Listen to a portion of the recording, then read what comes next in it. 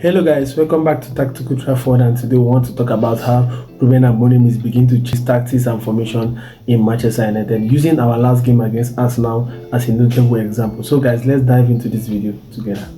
So guys, did you notice that Mikel Arteta changed his pressing structure halfway through the game because of Amorim and United's impressive attacking structure?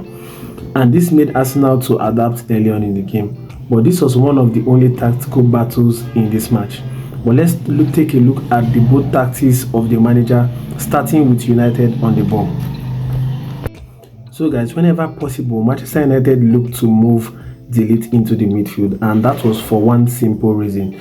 Well, what do you see in this situation? This was Arsenal's original pressing system at 4-2-2-2 or 4-2-4 shape, with the wingers being the highest man pressing from out to in on the wider central backs. The goal of this particular practice is actually very simple. When looking at both teams, the default shape of both teams, the midfield was where United was particularly underloaded, especially with Casemiro poor under pressure.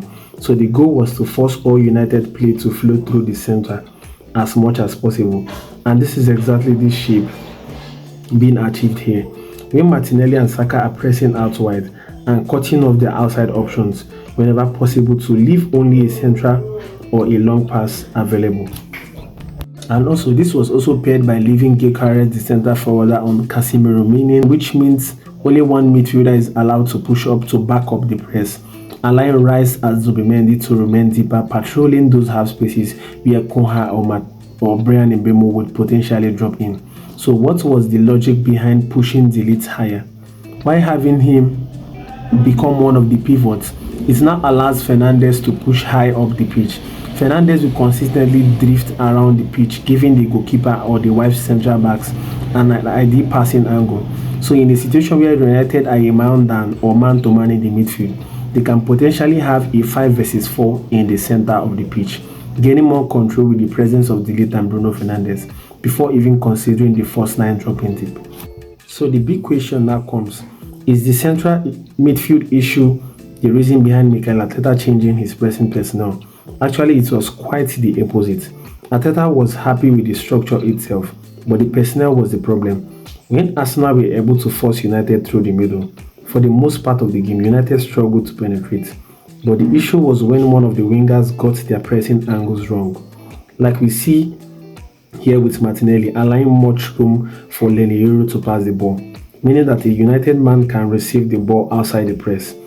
This completely ruined the Arsenal pressing system, as it would mean that Calafiori had to push up from the fullback position and Mbeumo could attack the width. And the last thing Arteta wanted was the central back being drawn out wide, especially with both Mount and Koha locking more centrally. The solution Arteta figured was to keep the same shape, but now Gyökeres taking up Martinelli's position, Rice pushing high into the Gyökeres role. This subsequently would make Martinelli to be in the transitional wide midfield position. So even if United escaped the central press, Martinelli was drawn higher up the pitch, and it was Calafiori, not the central back, taking care of Mbeumo out wide. The danger, of course, was now 2 central midfielders was pushed high on the press. So if Fernandes was allowed to push higher up the pitch, that paired with all 3 forwarders willing to drop, that meant United now have more potential to progress through the middle of the pitch. But I am curious to know if anyone caught how Rúben Amorim is using defenders this season compared to last season. We all know that Rúben Amorim was a bit rigid last season with the way he was playing with the Manchester United team. And last season, we saw that when United was in control of position, all 3 central backs were holding their position, no matter how dominant it feels United were in. The Arsenal's game was completely different. At the slightest invitation, both Euro and Shaw was looking to push higher up the pitch into those positions that were vacated by the fullbacks, and they were actually operating in those half spaces. And with the fullbacks and the wingers already ahead, it is going to help United to create a form of 3 versus 2 or 4 versus 3 advantage on the flank. Through combination nice plays, United players would be forced into dangerous positions. As you see here, even their average position showed how adventurous Manchester United CBs are on the pitch against Arsenal.